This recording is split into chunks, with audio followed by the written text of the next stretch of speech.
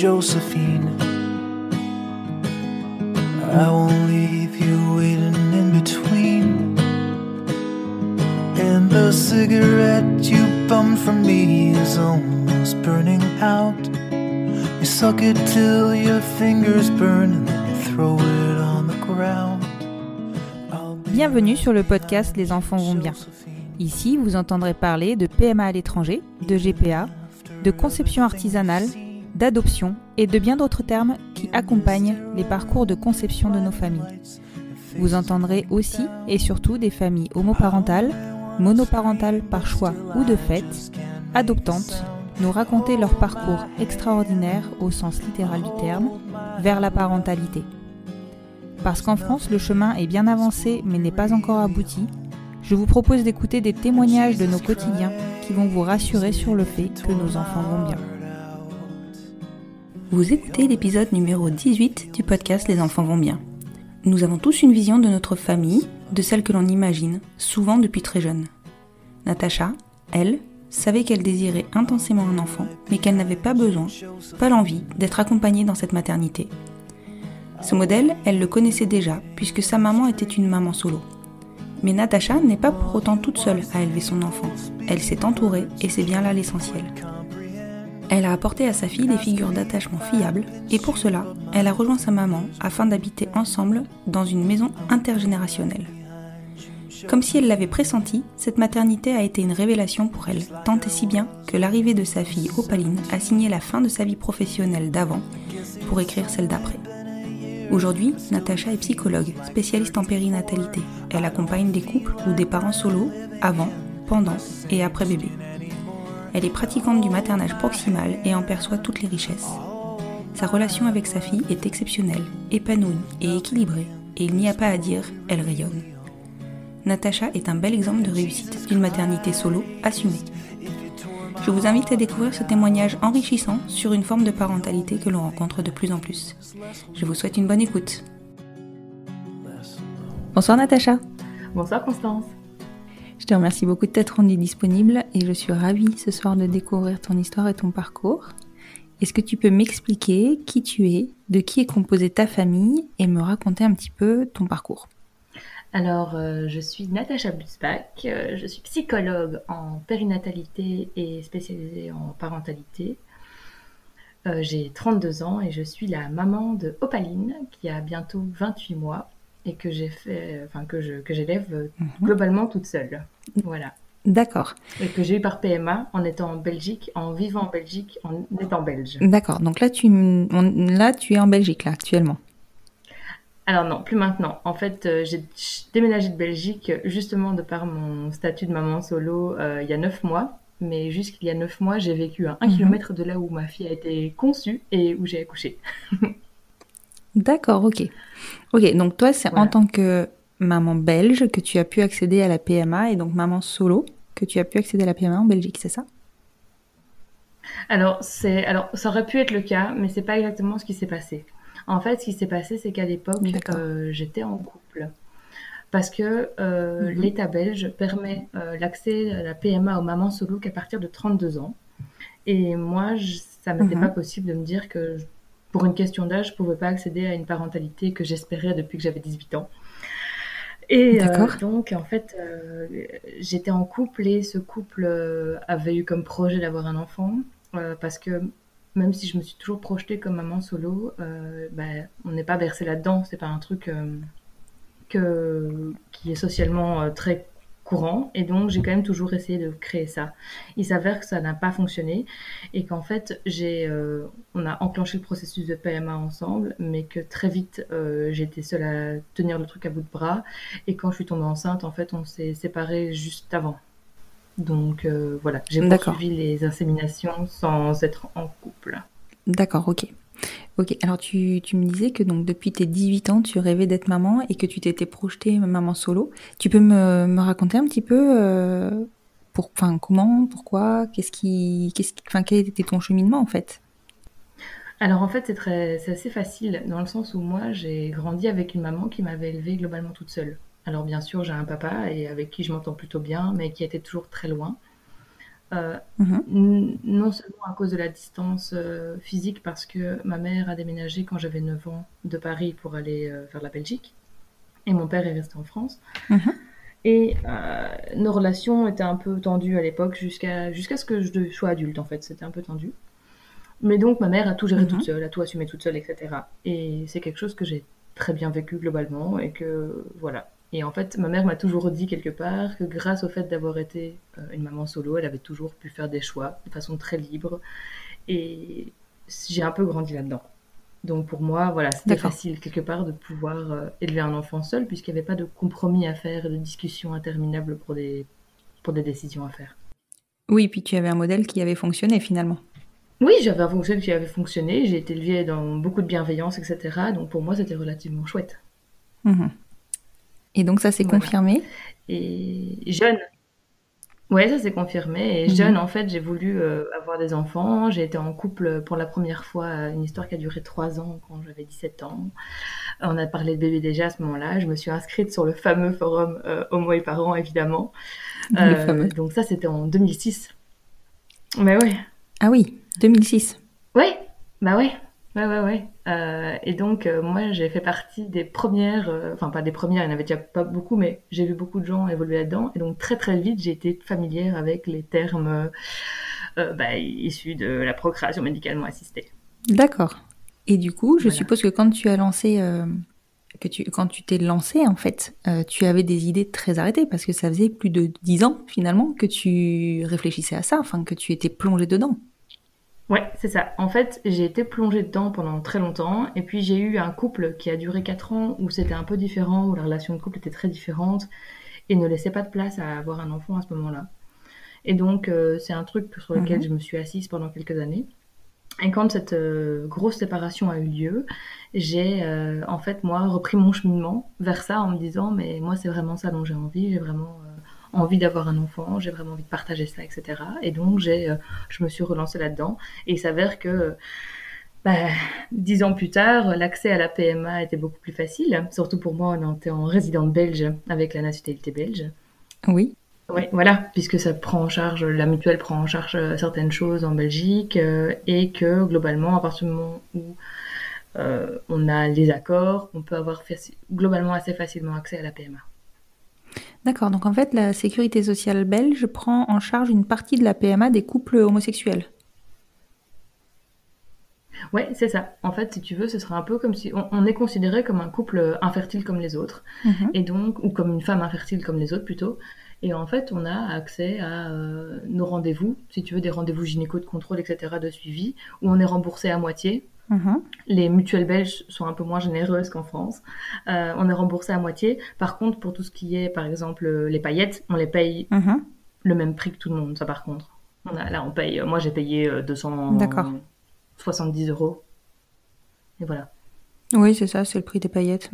D'accord. Ouais, c'est ça. Voilà. Et alors, donc, donc, forte de cette immersion dans le forum notamment, et donc, est-ce que tu peux me dire quels étaient tes choix du coup? Est-ce que tu savais déjà par quelle clinique tu voulais passer, par quel type de processus? Enfin, est-ce que tu peux me raconter tout ça? Alors le fait est que moi je me suis toujours vue passer par une insémination artificielle avec donneur, en sachant que à 20 ans on m'a diagnostiqué avec des ovaires polykystiques, et qu'à l'époque on m'a dit oh bah vous madame, malheureusement vous serez probablement infertile naturellement et vous devrez passer par une fécondation in vitro. Ah oui, sans tenter coup assez dur au moral. L'insémination. Ah bah oui, tu m'étonnes. Ouais, c'est ça, c'est ce qui m'avait été dit au départ. Ouais. Et donc, en fait, de mon côté, le temps passant, je me suis dit, l'évolution de la gestion des traitements faisant, je me suis dit que je pourrais quand même tenter l'IAD, et que de toute façon, on ferait un bilan de fertilité et qu'on verrait très bien comment ça se passerait. Oui, effectivement. Voilà. Et donc, en fait, on a refait un bilan de fertilité, etc., quand ça s'est présenté. Et j'ai pu avoir accès simplement pour commencer en tout cas, à une insémination avec donneur, parce que les autres systèmes familiaux que j'avais pu voir, la coparentalité, des choses comme ça, ne me convenaient pas en tant que telles. D'accord. Oui, tu as eu le temps de vraiment réfléchir à tout ça. Oui. Tu t'es orientée vers quelle clinique du coup? Alors en fait, l'avantage que j'ai eu, c'est que autour de moi, j'ai quand même pas mal de mamans en couple homosexuel, dont une qui était très proche et qui a été très proche pendant une grande partie de ma vie, qui venait de faire son second enfant dans son couple à la clinique du CHR de Namur. Et avec le taux de réussite était excellent. Les suivis étaient réellement excellents aussi. Et les résultats. Et je me suis dit, pourquoi pas. En plus de ça, j'habitais à moins de 20 minutes. Après ça, j'ai déménagé à moins de 5 minutes. Du coup, c'était plutôt facile. Impeccable. Oui, clairement. Voilà. Clairement. C'est situé, alors je suis pas très forte en géographie, c'est situé où, Namur, en Belgique? Alors, c'est la capitale de la Wallonie, et alors on est dans le sud du pays, à 45 km de Bruxelles au sud. D'accord, ok, donc ça parle français. Ouais, tout à fait. Je sais que vous avez été à Charleroi. Oui. Et c'est à 45 km de Charleroi aussi. D'accord, oui, c'est vraiment tout près. C'est surtout pour pouvoir situer pour les auditeurs qui souhaiteraient passer par Namur. C'est vrai que moi, je connaissais pas, hein, voilà, je vais être transparente. Du coup, ça peut être une option.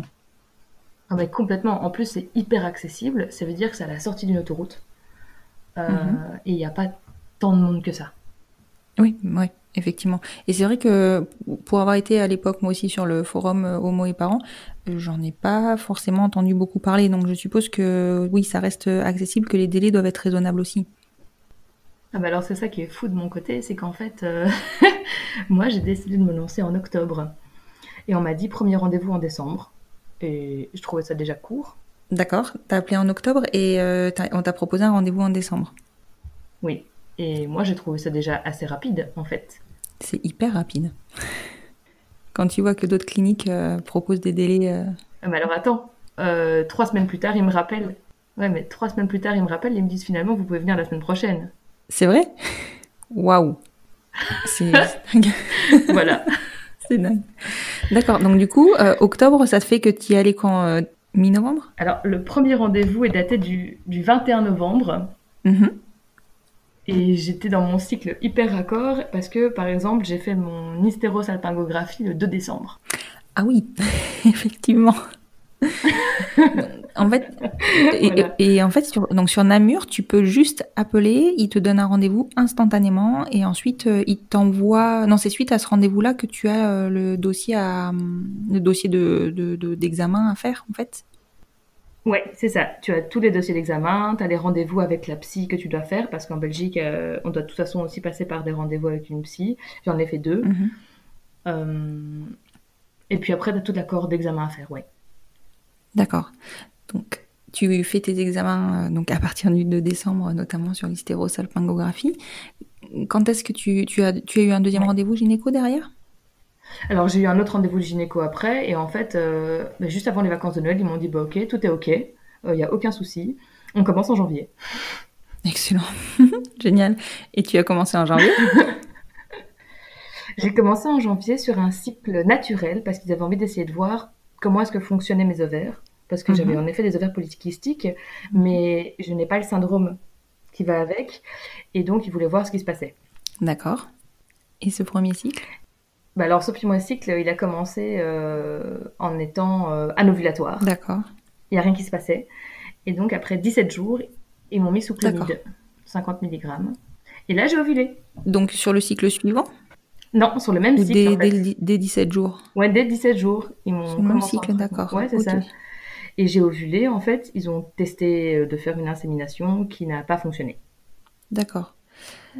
Et alors, pardon, parce que le protocole me paraît étonnant. Donc en fait, tu as été sous clomide pendant quelques jours et tu as ovulé au bout de combien de temps ? Tu as eu un cycle super long ? J'ai eu un cycle très long, en sachant qu'à la base, moi j'avais des cycles à l'époque qui duraient entre 21 et 23 jours, ce qui était très court. Oui, c'est très court. Ouais, et en fait, comme ça n'ovulait pas, ils ont voulu voir si en déclenchant, ils pouvaient déclencher quelque chose et ça a fonctionné, ça a déclenché une ovulation. D'accord, ok. Donc du coup, tu t'es relancée de suite sur un deuxième cycle ? Oui, tout à fait. Et en fait, j'avais quand même capté un truc, c'est que bizarrement, j'avais eu mes règles très vite. Et donc pas 14 jours, comme normalement c'est la phase qui est standard dans un cycle, mais après 10 ou 11 jours. Oui, tout à fait. Donc pour moi, ça voulait dire qu'il y avait un problème. Oui, clairement. C'est ça. Et en fait, on a relancé sur ce cycle-là. Et ce cycle-là n'a, avec le même dosage, pas du tout réagi correctement. Ils m'ont fait une super grosse frayeur. Ils m'ont peut-être annoncé que j'avais fait une grossesse extra-utérine. J'ai eu la chance de passer ouais, j'ai eu la chance de passer un mardi matin, je me souviendrai très bien, à 8h du mat. J'avais déjà les pieds dans les étriers et le cul nu, hein, ça on est habitué pour les endos vaginales. Oui. Et de voir la gynécologue rentrer avec une cohorte de 5 étudiants.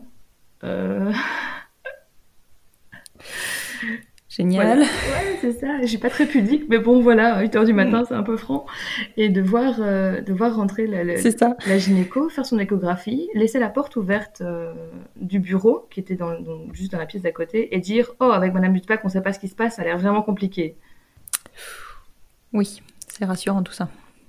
Ouais. Voilà, grosse ambiance ce jour-là, très très grosse ambiance. Ils m'ont refait une prise de sang pour en effet vérifier pourquoi est-ce que j'avais du espèce de liquide dans l'utérus qu'ils ont pris pour une grossesse extra-utérine, et finalement c'était juste rien. Voilà, juste un site planté. Voilà.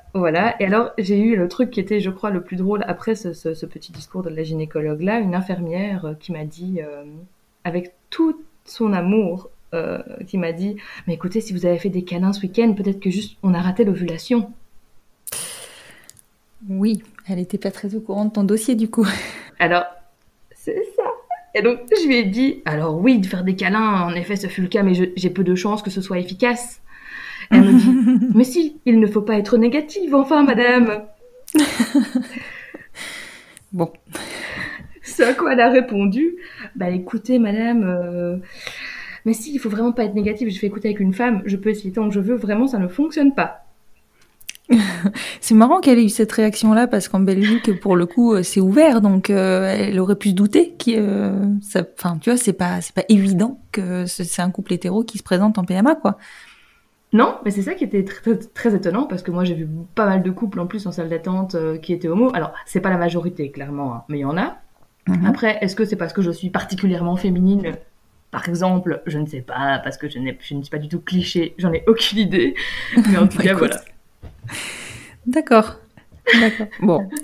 Donc, du coup, on détermine que tu n'as pas fait une grossesse extra-utérine, que ce cycle-là n'a pas fonctionné. Qu'est-ce qu'ils mettent en place comme protocole pour faire fonctionner, pour résoudre le problème des ovaires polykystiques ? Rien, en fait. Ils me disent, écoutez, de toute façon, le gros problème qu'on a, c'est qu'en Belgique, on doit avoir 4 stimulations par comprimé avant de passer par des stimulations par injection, qui coûtent beaucoup plus cher. D'accord. Et donc, on va faire ces 4 stimulations, parce qu'on est obligé, et que on verra bien après quel traitement on pourra mettre en place. D'accord. Donc, on part là-dessus. On recommence exactement le même protocole. Qui, ça dit en passant, m'a fait prendre 3 kilos alors que c'est des doses infimes et que j'étais d'une humeur atroce pendant ces traitements-là. Et en fait, il s'avère que, bizarrement, au cycle suivant, j'ovule. Ah, bon, déjà, écoute. Voilà. Et donc, j'arrive le 29 mars, un jour où j'étais vraiment de super bonne humeur. Vraiment, je le sentais super bien. J'étais vraiment hyper heureuse et tout ça. J'ai fait des photos dans la salle d'attente sur Snapchat en faisant des trucs débiles ce jour-là. Et j'ai pris en photo la salle d'insémination en disant, ça se trouve, ça fera un souvenir dans son carnet de naissance. Et je me suis fait inséminer. Et voilà, j'ai fait des selfies sur la table d'insémination, d'ailleurs, selfie qu'on peut retrouver en illustration d'un de mes derniers articles sur ma page Instagram. Excellent.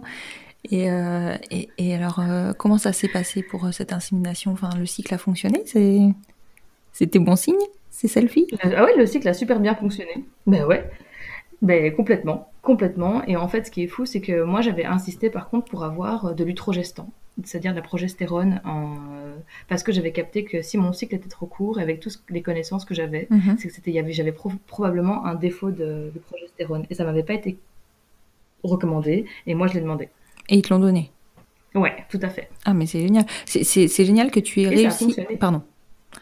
C'est génial que tu aies réussi à déterminer que tu avais ce problème-là, parce que c'est pas donné à tout le monde, en fait. Hein. Je crois que c'est le fait d'avoir farfouillé pendant très longtemps sur des groupes de PMA qui m'a mis la puce à l'oreille, quoi. Ouais, comme quoi, ça, c'est très important aussi de partir renseigner et pas à l'aventure complète. Non, ça c'est clairement. Et comment tu as vécu toutes ces inséminations, ces inquiétudes, ces questionnements en étant du coup seule? Donc, est-ce que tu pouvais partager avec quelqu'un? Est-ce que tu avais tenu informé ta famille? Comment ça s'est passé pour toi? Alors, à ce moment-là, j'étais en train de mettre un terme à ce couple-là, et ça a été un peu compliqué à ce moment-là aussi. Ma mère était au courant de tout depuis le départ. Elle m'avait d'ailleurs promis que j'aurais un petit garçon. Finalement, non. Raté, mais bon. Voilà. C'est pas très grave. C'est ça, mais très bien. Voilà, on a un clan de filles, on a poursuivi le clan de filles, très bien, voilà. Et donc, j'ai eu pas mal de soutien de ce côté-là. Maintenant, je me suis vraiment dit à un moment que mon corps me faisait défaut et que j'ai toujours eu un rapport assez compliqué avec mon corps plus jeune.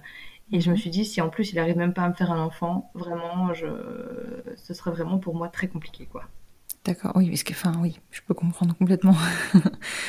Mais bon, en tout cas, ok, il y avait les ovaires polykystiques, mais malgré ça, en 3 inséminations, ce qui est quand même en gros la moyenne de réussite, ça a fonctionné.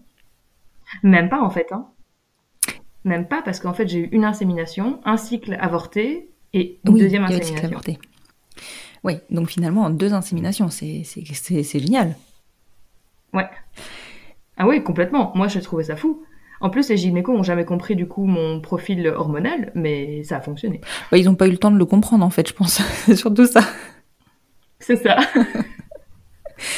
Donc, alors ensuite, donc en Belgique, comment ça se passe le suivi de grossesse? Enfin, t'es suivi par le même centre ou tu bascules sur un suivi classique en cabinet? Alors, je basculais exactement sur le même un suivi classique, totalement. D'accord. En sachant que le gros problème que j'ai eu, moi, c'est que j'étais un peu très informée sur le sujet, et donc j'ai eu la trouille d'avoir un œuf clair. Ouais. J'ai pris conscience très vite que j'étais enceinte. J'ai senti tout de suite. Donc quand j'ai fait le test urinaire, voire même la prise de sang, je sentais qu'il y avait un truc qui se passait. Donc pour moi, je savais que c'était bon. Et en effet, c'était bon. Mais j'avais une trouille bleue de faire une fausse couche. Oui, moi je crois que c'est une inquiétude qu'on a finalement toutes, parce que la fausse couche, on sait que ça n'arrive pas qu'aux autres, loin de là. Et surtout sur une première grossesse, je pense qu'en fait sur toutes les grossesses finalement on en a peur, mais alors la première, qu'est-ce qu'on est flippé. Oui, ça c'est clair, vraiment. C'était vraiment mais énorme comme crainte que j'avais. Et donc j'ai en fait simulé des douleurs à 6 semaines de grossesse pour aller aux urgences et avoir une échographie parce que j'avais vu qu'on pouvait avoir un mouvement cardiaque à partir de 6 semaines d'aménorrhée. Oui, effectivement, tu étais très bien renseignée. Mais voilà. En Belgique, vous n'avez pas d'échographie de datation en fait. Vous devez attendre les 3 mois pour avoir une écho. Non, alors on a l'échographie de datation a lieu aux alentours de 7 semaines. Et donc moi, c'était prévu en fait une semaine plus tard, mais pour moi, c'était impossible d'attendre une semaine de plus. D'accord. Et donc, tu as été rassurée suite à cette écho? Oui, complètement, ouais. Complètement, tout se passait bien. Et j'ai rencontré la gynécologue qui m'a suivie par la suite. D'accord. Bah c'est génial du coup, parce que tu n'en avais pas à ce moment-là en fait? Ouais, super. Non, je n'en avais pas parce que la mienne était à Bruxelles et c'était hyper compliqué d'accès. Et ça correspondait pas du tout à mes trajets de boulot. Je faisais énormément de route et j'étais vraiment sur toute la Wallonie, mais pas du tout à Bruxelles. D'accord. Donc c'était vraiment compliqué de retourner dans Bruxelles. Est-ce que tu peux me raconter comment ça se passe, le suivi de grossesse en Belgique, du coup? Mon suivi de grossesse s'est passé de manière, je pense, assez standard. En tout cas, j'ai fait mon échographie de datation, mais qui n'est pas vraiment de datation. On sait un peu quand est-ce qu'elle est conçue, du coup, cet enfant. Oui. Et puis, ensuite, on enchaîne sur un suivi classique. On a un rendez-vous tous les mois, et puis après 6 mois, toutes les 3 semaines, et puis toutes les 2 semaines, le dernier mois.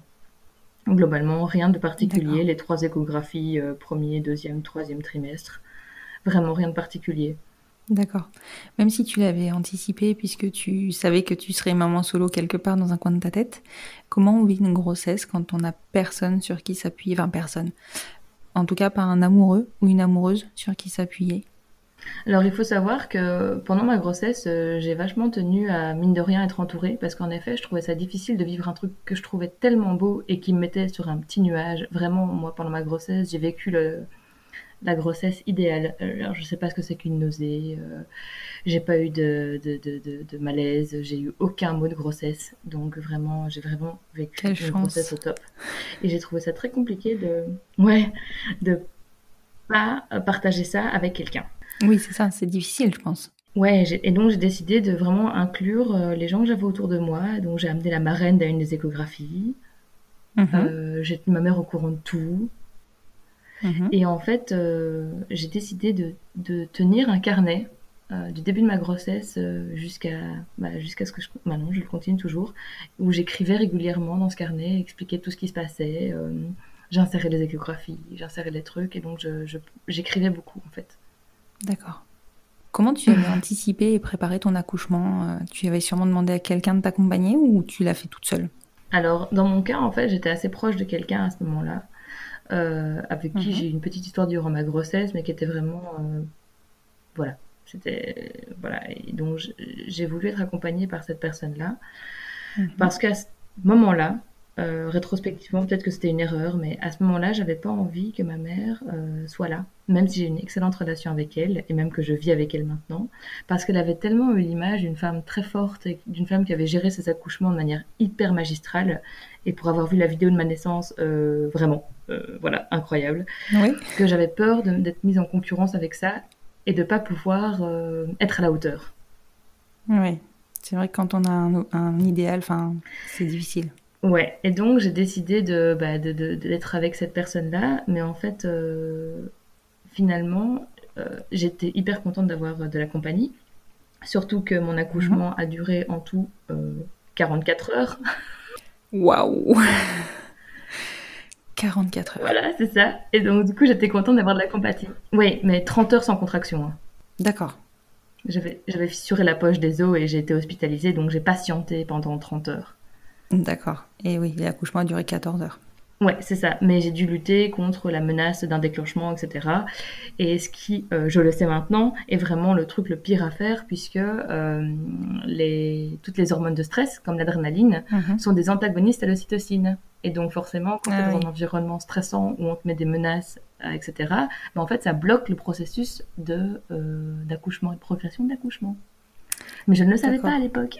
Bref, voilà. Tu n'étais pas encore conseillère en parentalité? Alors, ben, moi, je suis spécialiste en périnatalité, etc. Mais je me suis En périnatale. beaucoup formée depuis. Mhm. Ouais, je me suis D'accord. beaucoup, beaucoup formée en plus sur tous les processus physiologiques de la grossesse, etc. Je crois que dans une autre vie, et si j'avais le temps de refaire ça, je deviendrais aussi sage-femme. C'est un beau Mais métier. j'ai acquis des connaissances beaucoup depuis, en fait, que je suis devenue maman. Ouais, c'est magnifique. Mhm. Oui, d'accord. Alors, comment il se passe cet accouchement? Long, voilà, c'est le terme, Oui, c'est long, sûr. mais j'ai été encadrée par une équipe extraordinaire Mhm. de sages-femmes. Et franchement, si j'ai vraiment une clinique à recommander, que ce soit pour la PMA ou pour les accouchements, en plus moi j'ai fait un accouchement que je voulais absolument physiologique. Mhm.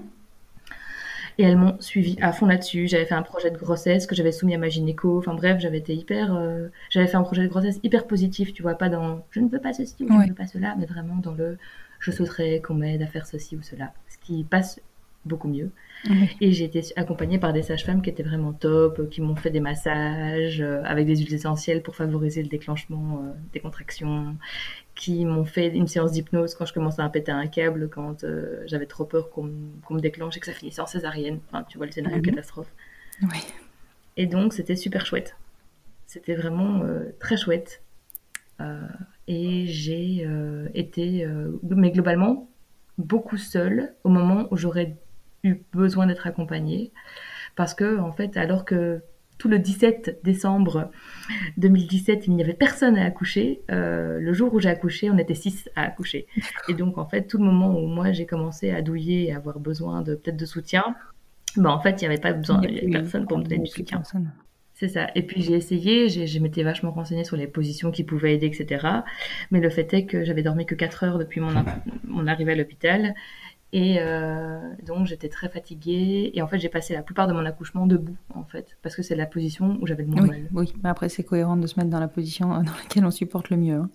C'est ça, Et t'as voilà. réussi. Et donc, et sur les toilettes aussi, ce Ah qui oui? rendait le truc très bizarre. Oui. Oui, parce que du coup, les sages-femmes arrivaient, elles me trouvaient aux toilettes, elles faisaient: «Oh, je repasse plus tard». Elle fait: «Non, non, je suis juste là pour me soulager, en fait». D'accord. Donc voilà, bref, les histoires rigolotes comme ça. Et puis forcément, les changements de garde, qui se passent au moment où tu rentres dans le bain et donc tu te retrouves totalement à poil devant la personne que tu rencontres à peine. Voilà, ce genre de choses. Classique. Ça se passe toujours comme ça. Classique. Ouais. Mais sinon, globalement, voilà, ça a été long. Et j'étais hyper contente de réussir à tenir sans péridurale, ce que je voulais vraiment. Et mon accouchement s'est passé, en fait, globalement très bien, quoi. J'ai pas eu de déchirure, j'ai pas eu l'impression d'être dans mon plein potentiel parce que j'étais très fatiguée à la fin. Mais ça s'est très bien passé, globalement. Ma gynéco était là. Je n'avais pas de gynéco de garde parce que j'ai accouché un lundi et pas un dimanche. Et donc, je suis ravie. Oui, Et donc, elle m'a massé le périnée et tout. J'ai pas eu de déchirure. Donc, nickel. Franchement, j'ai vraiment pas du tout à me plaindre. ouais, c'est royal. Et alors, est-ce que l'arrivée d'Opaline Ouais. t'a fait rentrer dans ce rôle de maman que tu tenais depuis un certain temps finalement, puisque tu étais tellement renseignée et informée que je pense que ce rôle de maman, tu le tenais déjà depuis très longtemps. Est-ce que tu t'es retrouvée comblée? Alors, évidemment, l'arrivée d'un bébé, ça comble. Je pense que dans ton cas, c'était vraiment une attente forte depuis si longtemps que tu n'as pas dû être déçue.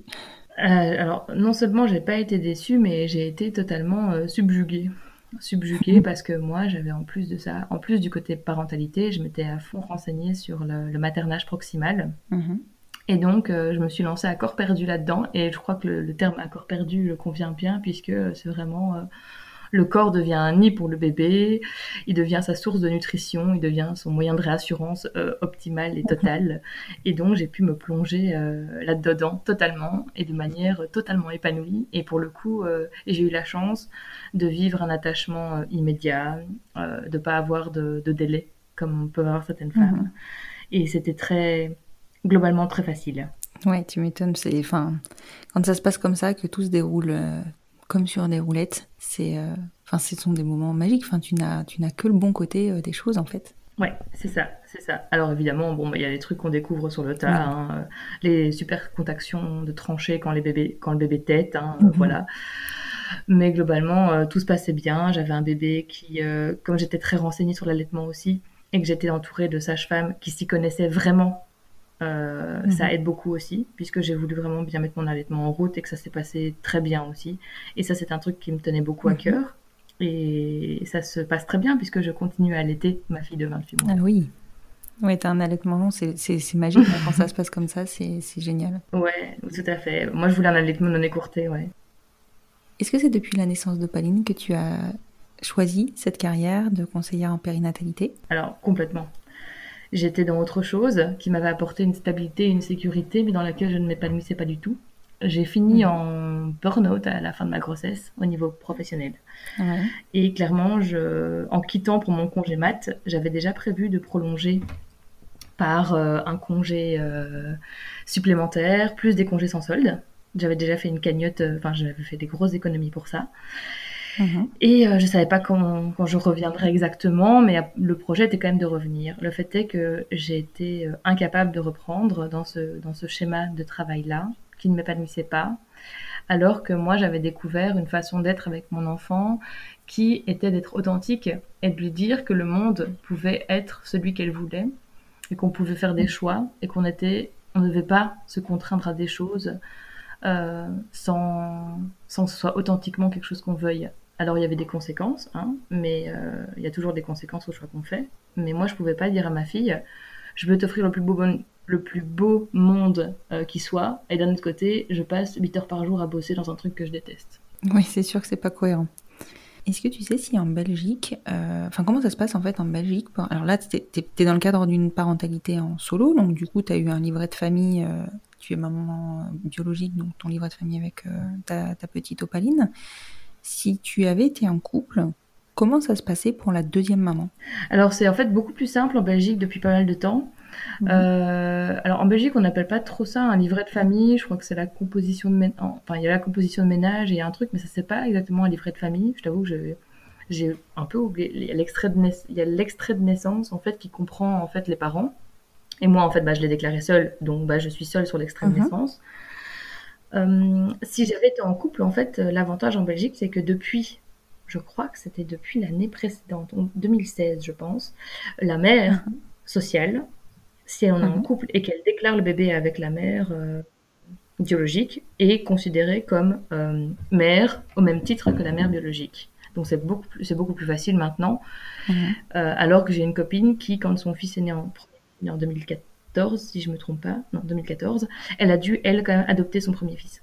Oui, donc il y avait aussi ce système d'adoption en Belgique avant et enfin Ouais, c'est assez positif pour nous parce que concrètement on voit que les choses ont pu avancer en Belgique donc il y a des chances que ça avance en France aussi à un moment donné. En tout cas, ça se fait quoi. ouais, ça se fait et ça se fait très facilement. Aujourd'hui, vraiment en Belgique, c'est vraiment un truc qui est hyper facile et ça, c'est vraiment chouette pour les couples homosexuels. C'est même une évidence parce que honnêtement, enfin pour moi, je pense comme pour beaucoup, c'est hyper délicat, surtout sur une période où on a les hormones en chute libre, de s'entendre dire qu'on peut ne pas être la, enfin en tout cas que sa femme n'est pas reconnue comme étant la maman des enfants. C'est très compliqué. Moi, c'est un truc que je trouve aberrant et pour être très honnête, moi, c'était une des craintes que j'avais en revenant en France, c'est le jugement que j'aurais par rapport à ma parentalité en France par rapport à celle que j'avais en Belgique. En Belgique, on me disait que j'étais une maman courageuse de faire ça seule. En France, vraiment, les regards sont très différents. Oui, mais c'est vrai que les Belges sont toujours, enfin moi c'est l'impression que j'ai, c'est que ils ont une vision des choses beaucoup plus positive que nous les Français. Hein. On est beaucoup plus relax et j'ose dire on parce que moi j'ai encore ma nationalité belge et je pense la garder parce qu'en plus de ça ma fille là et je me verrais pas laisser ma fille juste avoir sa nationalité belge et pas moi. Oui, puis t'as vécu tellement longtemps en Belgique. Ouais, c'est ça. Et puis vraiment, moi je suis vraiment ancrée là-dedans. Mhm. Et donc ils ont vraiment une espèce d'humour, d'autodérision plutôt chouette et de tout voir les choses un peu plus cool. Et puis il y a un truc très ubuesque aussi globalement quoi. C'est le pays du surréalisme, mais ça se ressent à pas mal de trucs. Donc aussi dans la coolitude des choses. Ouais. Et donc du coup, Opaline a grandi en partie en Belgique. Tu as pris la décision de rentrer en France. Est-ce que ça a un rapport avec ton métier ou avec ta famille qui est peut-être en France maintenant? Alors en fait, ce qui se passe, c'est que ma mère est repartie de Belgique en 2015. Ma sœur a Mhm. suivi en 2016, pas du tout au même endroit au départ. Et puis finalement, en fait, elles se sont rejointes ensemble à Guérande en 2017. Mhm. Oui, c'est très joli Guérande, donc je peux comprendre. Tout à fait. Maintenant, je vis au plein centre de Guérande, donc oui, je confirme. Mhm. Euh, Donc toi, tu t'es retrouvée maman. j'ai pris la décision de rentrer parce que j'avais pas envie que ma fille grandisse éloignée de toute sa famille. D'accord. Et en plus, sans avoir de deuxième parent, quoi. Et je trouve que du coup, l'environnement social était assez Mhm. faible et pas assez peut-être étendu. Enfin, moi, ça me correspondait pas à ce que je voulais offrir à ma fille, en tout cas. Et donc, j'ai pris la décision de rejoindre ma mère et ma sœur, avec qui globalement j'ai des bonnes Mhm. relations. J'ai pris surtout la décision de vivre vraiment dans une maison Mhm. intergénérationnelle, donc je vis avec ma maman, pour permettre à ma fille de vraiment de créer une relation très forte avec elle et de d'avoir aussi la possibilité de développer mon activité. Parce qu'en Belgique, c'était totalement impossible pour moi de développer une activité parce qu'il n'y a pas de système comme en auto-entrepreneur D'accord. en France. On doit payer des charges sociales qui sont hyper chères tout par trimestre avant même d'avoir la moindre activité. Et donc, c'était pour moi même impossible en fait à mettre en place. D'accord. Et est-ce que tu envisages ou est-ce que tu as réfléchi à donner un petit frère ou une petite sœur à Opaline?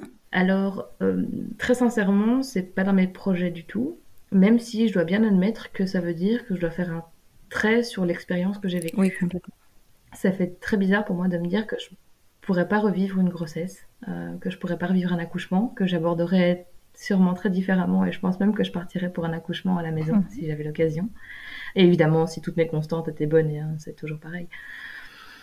Mais en fait, j'ai décidé, moi, que ma vie tournerait ensuite vers autre chose. Parce que je peux pas me permettre, moi, en tant que maman solo indépendante et devoir assurer financièrement, de refaire une pause aussi longue que ce que j'ai fait avec Opaline. Et je trouverais ça, ce côté un peu injuste de pas lui pouvoir proposer au second enfant la même Mhm. chose que ce que j'ai fait pour elle. Et voilà. D'accord. Est-ce que cette décision, elle est réfléchie dans le cadre d'un couple potentiel, puisque je pense que ne t'interdis pas de rencontrer quelqu'un. Euh, enfin voilà, comment t'envisages en fait ta famille si tu rencontres quelqu'un? Alors ça, c'est une très bonne question dans le sens où réellement, je n'envisage pas du tout de me mettre en couple avec quelqu'un, vraiment, déjà franco comme ça. Et je n'envisage pas du tout de cohabiter avec quelqu'un à nouveau. D'accord. Dans le sens où je pourrais être en couple, mais je pense que je ferai toujours habitat commun parce que dans les gros couples que j'ai pu avoir, en fait, à chaque fois, ce qui bloquait, c'était en fait la routine quotidienne qui se mettait en place.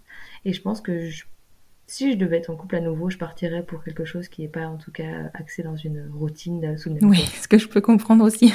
Non, mais c'est vrai que c'est une vision des choses qui est très intéressante parce que au moins tu te garantis de ne pas, enfin voilà, ouais, effectivement, de pas tomber dans la routine. Alors après, on aime ou on n'aime pas la routine, mais au moins tu es sûr de te prémunir de ça. C'est ça. Et puis, il y a aussi le côté, j'aurais sûrement un peu peur d'imposer à Opaline des choses et des visions, par exemple, de parentalité que j'aurais pas envie de lui proposer. Et donc, je préfère qu'on ait notre chez nous à nous, et puis que si j'ai des choses à faire à l'extérieur, bah, je les fasse à Oui, l'extérieur. ce qui est honorable. Est-ce que tu as commencé à en discuter, enfin à raconter à ta fille son histoire? Est-ce qu'elle se pose des questions? Parce que c'est vrai que tous les livres Ouais. sont quand même très hétéronormés, notamment il y a toujours au moins un deuxième parent et très souvent un papa. Oui. Alors ça, c'est un truc avec lequel je suis à la fois très à l'aise et pas du tout à l'aise, pour être très honnête. Je lui en parle, je lui ai toujours parlé, je lui ai toujours dit, je parle de donneur devant elle. Je lui dis que d'ailleurs, c'est grâce sûrement à un très gentil Danois qu'elle est là. Et en plus de ça, elle est blonde, je suis brune. Donc vraiment, elle a pris le groupe sanguin de son géniteur en plus. Donc voilà, elle n'a pas le même groupe sanguin que nous. Donc déjà, voilà. Mais par rapport au bouquin, j'essaye de trouver des trucs qui sont un peu alternatifs. Donc je cherche vraiment des bouquins qui correspondent et qui montrent des visions de la parentalité et de la vie globalement très inclusive et très diversifiée. Parce que je suis très, très, très... je trouve très important qu'elle puisse savoir que son modèle familial existe. Et c'est comme ça que je suis tombée sur plusieurs livres, dont Camille veut une nouvelle famille, qui parle des différents modèles familiaux. Et donc j'essaie de lui parler des différentes choses et des différents modèles qu'on a autour de nous déjà aussi. Et voilà, en gros, c'est assez clair. Après, elle a 28 mois, elle ne se pose pas encore de questions. Je sais qu'il va y avoir un moment où il y aura un déclic, où la pièce va tomber. Mais voilà, j'attends de savoir, on verra quand. Je pense que de toute manière, en tout cas c'est ce que je perçois moi dans ma famille, les enfants ne se posent pas de questions tant qu'on ne leur en pose pas finalement. Donc pour eux c'est une normalité, leur famille, c'est plutôt le reste qui n'est pas normal. Et c'est vraiment au moment où ils se rendent compte que donc c'est souvent avec l'école et encore même un peu au-delà des premières années qui commencent à se rendre compte que bon, bah, ils sont peut-être un peu différents de leurs camarades, mais pour autant, ils le vivent en général très bien.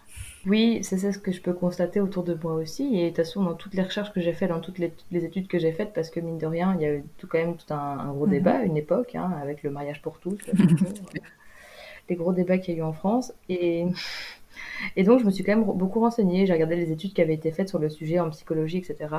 Et force est de constater qu'il n'y avait aucun problème avec les enfants issus de parents homosexuels, parce que obligatoirement, ce sont des enfants qui sont extrêmement désirés. Et donc, souvent, ça se passe globalement très bien. Les enfants sont globalement bien. Et donc, en soi, j'avais pas beaucoup de crainte par rapport au développement de ma fille dans ce cadre-là. Non, c'est vrai que... En tout cas, c'est ce qu'on constate, et même ce que je constate là au fur et à mesure des podcasts. Enfin, bon, après les enfants sont relativement petits en général parce que j'ai pas encore réussi à avoir accès à la génération précédente d'enfants, mais généralement les enfants sont heureux, mais vraiment heureux. Et je pense que tout vient du désir profond que l'on a de les concevoir. De cette attente qu'on a vis-à-vis d'eux, alors pas dans le mauvais sens du terme, mais de cette attente d'eux-mêmes qu'on va avoir. Oui, ça, du désir, ouais. Exactement. Je vais te poser une question que je pose traditionnellement maintenant dans mes épisodes. Est-ce qu'un enfant peut être heureux avec une maman solo ? Je pense que globalement, oui. Je vois ma fille se développer au quotidien et je pense que tout le monde peut dire que c'est un vrai rayon de soleil. Mhm.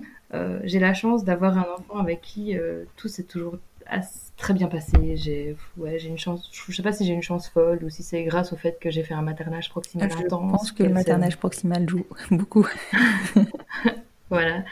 Et donc ça se passe vraiment super super bien. Et c'est pour ça aussi que j'ai voulu, quand j'ai vu tous les bénéfices que ça avait chez moi, mais aussi chez les gens que j'ai pu avoir dans mon entourage, que j'ai voulu absolument travailler sur ce domaine-là, communiquer sur ce sujet-là, écrire sur ce sujet-là. C'est pour ça que j'ai lancé un blog quand elle avait 4 mois, etc. Mhm. Et donc je pense que sincèrement, oui, un enfant peut être heureux dans quel que soit le contexte tant qu'il est aimé, désiré, choyé et qu'il peut avoir des figures d'attachement solides. Tu accompagnes dans le cadre de ton métier des parents solos? Alors oui, tout à fait.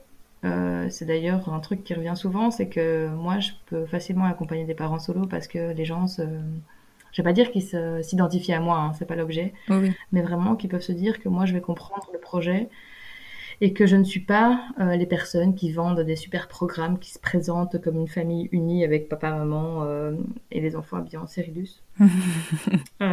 Sans du coup juger les gens qui habillent leurs enfants en Cyrillus, hein, mais en gros je suis pas le modèle familial traditionnel. Mhm. Et donc très ouvert à la tolérance et à toutes les choses alternatives.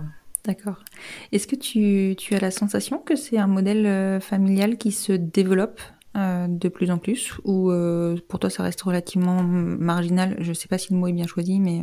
Alors moi, dans ce que je vois là, il y en a, mais souvent c'est des mamans solo qui sont plutôt dans des circonstances, c'est plutôt subi, tu vois, c'est des Oui, mamans qui ont été malheureusement abandonnées par les conjoints, Ah ouais. ou le conjoint est décédé, ou des choses qui sont pas très fun. Mhm. Ça existe. J'avais rencontré à l'époque où j'avais 18 ans une jeune femme qui avait 19 ans, qui avait été en Barcelone à Eugene faire une insémination à 19 ans et est devenue maman solo à ce moment-là. Donc je pense qu'il y en a. Maintenant, j'ai pas une perspective totale. Moi, je vois ce qui vient à moi aussi. Mhm. Et donc je saurais pas dire sociologiquement ce qui se profile. Je pense que c'est quelque chose qui va pouvoir se développer parce que je pense qu'il y aura moins de crainte. Et puis plus il y a de modèles, plus il y a de modèles positifs, plus on se dit que c'est possible. Oui, exactement. Et pour autant, je n'ai pas non plus la volonté de me dire que le couple va péricliter sous peu. Vraiment, je ne le crois pas du tout. Mhm. Et je ne crois pas non plus que, par exemple, ce que je veux, c'est pas une société sans hommes, quoi. Vraiment, c'est pas du tout ça. J'ai pas non plus une société sans père. C'est pas du tout ça non plus.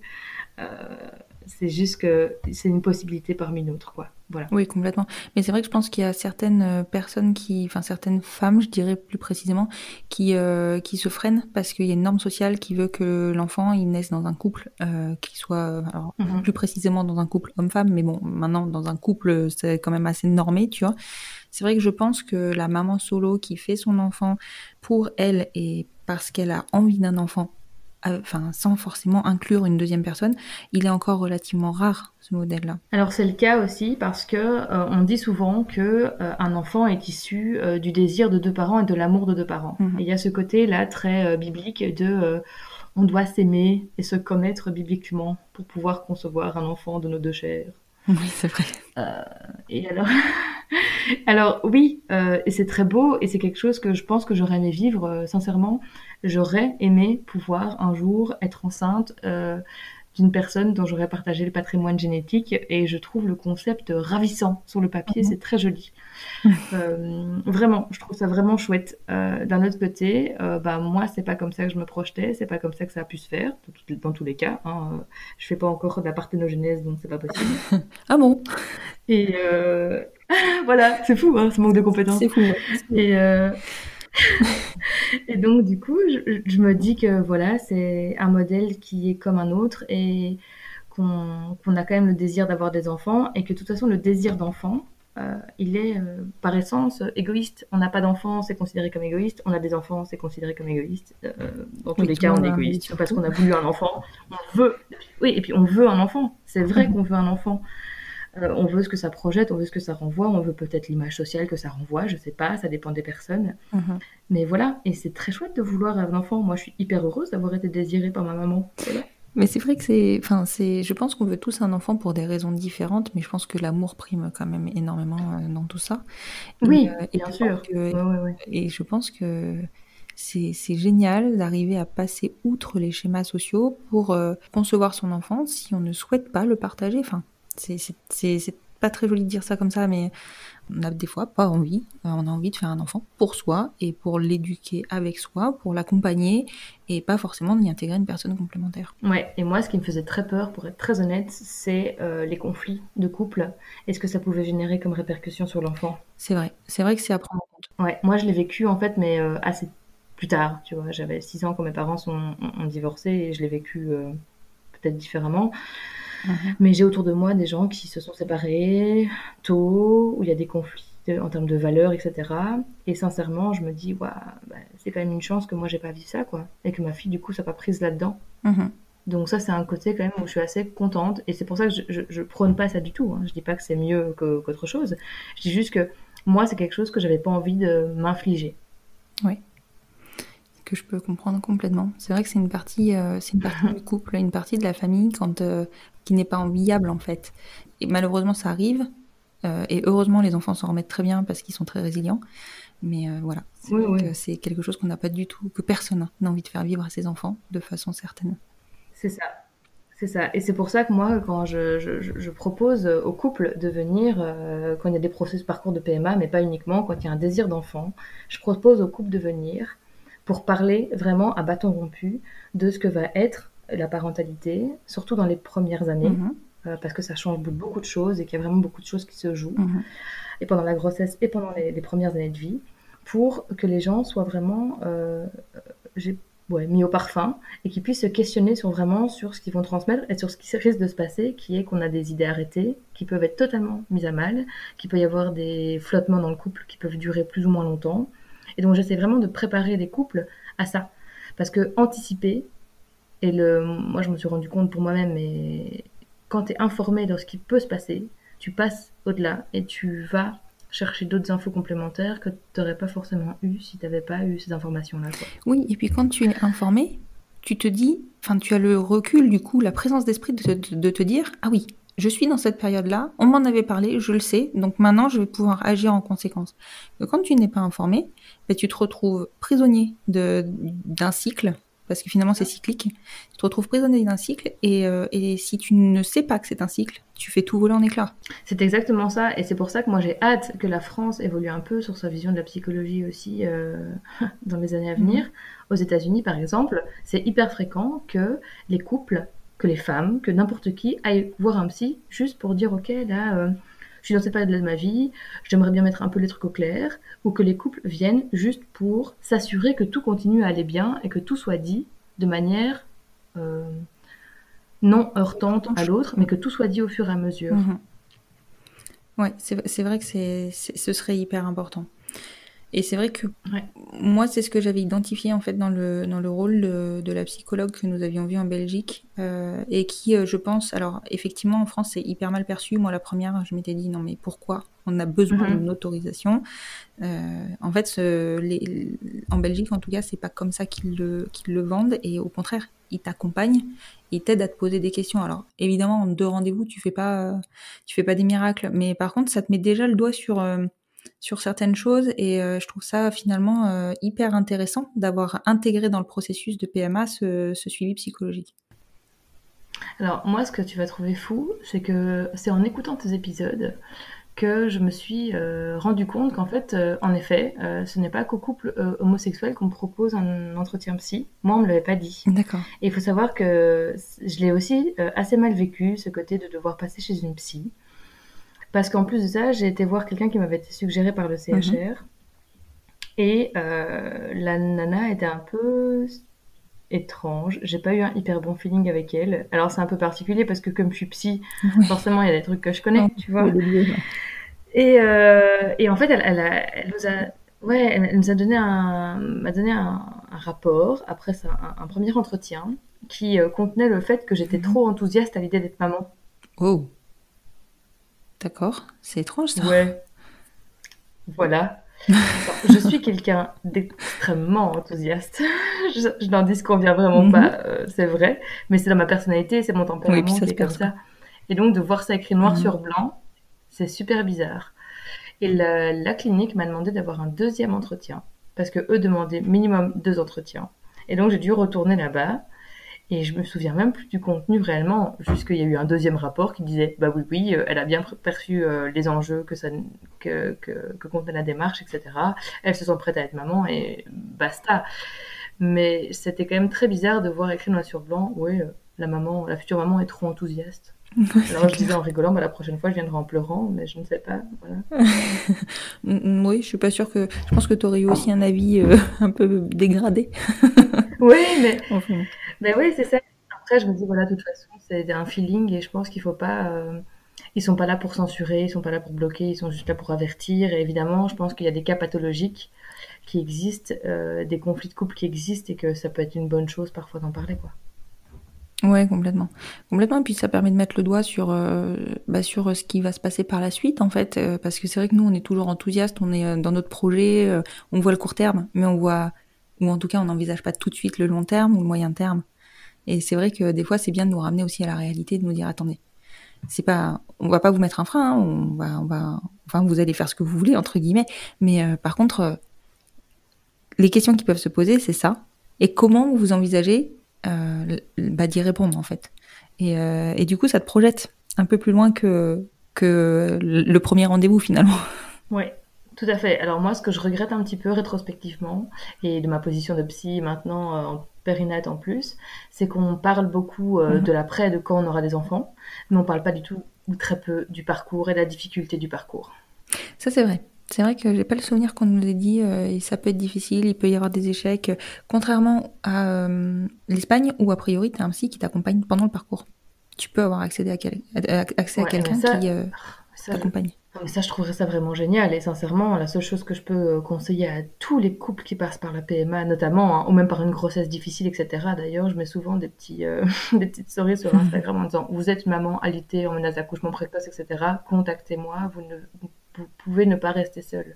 Parce que ça peut être très compliqué et très difficile à vivre.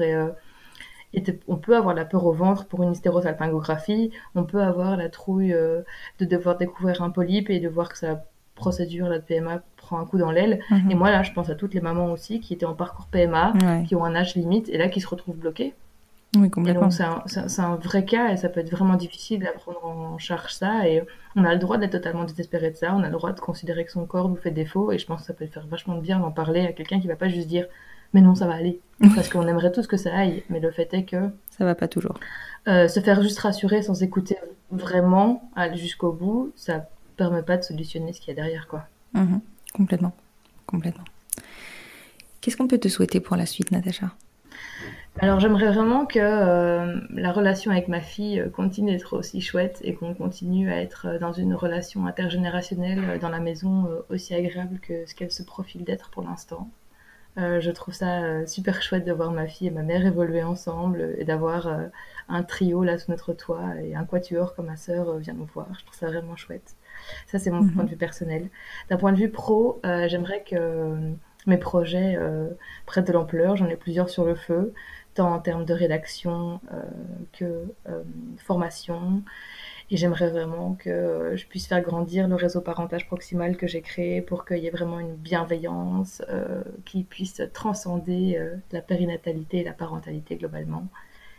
Qu'on puisse se rassembler autour de valeurs qui soient vraiment des choses agréables pour tout le monde et qui puissent vraiment aider les parents au quotidien. Parce que je pense que c'est ça aussi, c'est que parfois on peut remettre en question ce qui se passe dans la culture et dans la société occidentale et que ça peut être vraiment chouette de remettre ça en question pour vivre ça de manière beaucoup plus sereine. Et voilà, donc ce que je me souhaite, c'est ça. Et c'est ce que je te souhaite aussi. Et je souhaite aussi du coup guider nos auditeurs vers notamment ta page Instagram qui est assez complète et qui décrit bien en fait quelles sont toutes tes casquettes puisque tu as de multiples casquettes. Aujourd'hui, je pense que c'est vraiment très important de libérer la parole, d'ouvrir, de faire, de parler de toutes les difficultés qu'on peut rencontrer parce que oui, la maternité c'est quelque chose de magique, mais c'est pas magique tous les jours et on peut se sentir débordé, on peut se sentir seul, on peut se sentir pas accompagné ou mal accompagné par peut-être son entourage. Mais par contre, il y a des gens qui sont là pour accompagner, pour guider, pour rassurer et tu fais partie de ces gens-là et je pense que en plus de ça, toi avec ton expérience perso, tu peux clairement guider. Enfin voilà, t'as un biais qui permet aussi d'accompagner des personnes qui sont des couples homosexuels ou des personnes qui sont en famille monoparentale. Tu sais de quoi tu parles en fait, et du coup, je pense que c'est un vrai plus pour nous de nous orienter vers toi. Bah écoute, c'est ce que j'espère, et en plus de ça, ce que j'essaie de mettre en place aussi, c'est soit en présentiel, soit en téléconsultation, parce que je travaille beaucoup en téléconsultation, ça fonctionne plutôt pas mal, c'est de faire parfois des ateliers collectifs entre amis ou avec la famille proche, pour mettre à plat des informations, pour que tout le monde ait la même information en même temps, pour que dans un cercle de proches qui va par exemple être confronté à une nouvelle parentalité ou des amis qui ont pas mal d'enfants rapprochés, qui puissent partir avec un peu les mêmes bases de connaissances et pouvoir se supporter les uns les autres avec des connaissances communes. Donc ça, c'est des trucs que je propose aussi. D'accord. Et au niveau de l'homoparentalité, ouais, évidemment, parce que c'est pas forcément facile de trouver des pros qui sont des maîtres jugements, c'est un fait, je pense qu'on peut malheureusement pas le nier. Et donc ce que j'espère, c'est de pouvoir aider tous les couples dans toute la singularité qu'ils ont, et toutes les personnes aussi, pour les mamans solo, ou les parents, ou les pères solo, parce qu'il ne faut pas les oublier non plus. Il y a des papas qui se retrouvent solo. Et donc il faut aussi pouvoir les écouter, parce que c'est pas parce qu'ils sont pères qu'ils ont plus de super pouvoirs que les autres, c'est sûr. Ce serait génial si on pouvait les avoir, ces super pouvoirs tous. Mais je pense que de se faire accompagner, c'est déjà un super pouvoir. D'accepter d'être accompagné, c'est un super pouvoir. Je te remercie beaucoup, Natacha. C'était un échange vraiment très enrichissant. J'ai découvert beaucoup de choses de mon côté. Je pense que ça va être le cas aussi de nos auditeurs. Je te souhaite vraiment tout le bonheur du monde. Mais enfin, c'est cliché de dire ça, mais voilà, t'as une très belle histoire. J'ai l'impression que ta relation avec ta fille est de l'ordre de l'exceptionnel. Et honnêtement, je te souhaite que tout cela continue. Merci beaucoup, Natacha. À très bientôt. Merci beaucoup, Constance. À bientôt. 17. I guess it's only been a year, but still it feels like 34. I don't feel like I am living in the same skin anymore. Et voilà, c'est la fin de cet épisode. J'espère qu'il vous aura plu. Et si c'est le cas, n'hésitez pas à soutenir le podcast en lui mettant 5 étoiles sur votre plateforme d'écoute et plus particulièrement sur Apple Podcast afin de lui donner plus de visibilité. N'hésitez pas à le partager, à le faire découvrir. Plus nous gagnerons en visibilité, plus nous aiderons d'autres familles à se construire et ainsi nous normaliserons les nouveaux schémas familiaux. Peut-être aurons-nous aussi la chance de pouvoir rassurer et montrer la voie aux nouvelles générations. Vous retrouverez en note de cet épisode le compte Instagram de Natacha, @lacuriositébienveillante, ainsi qu'un lien vers son site internet professionnel. Je vous souhaite une très belle fin de journée et vous dis à vendredi prochain pour écouter un nouvel épisode du podcast Les enfants vont bien.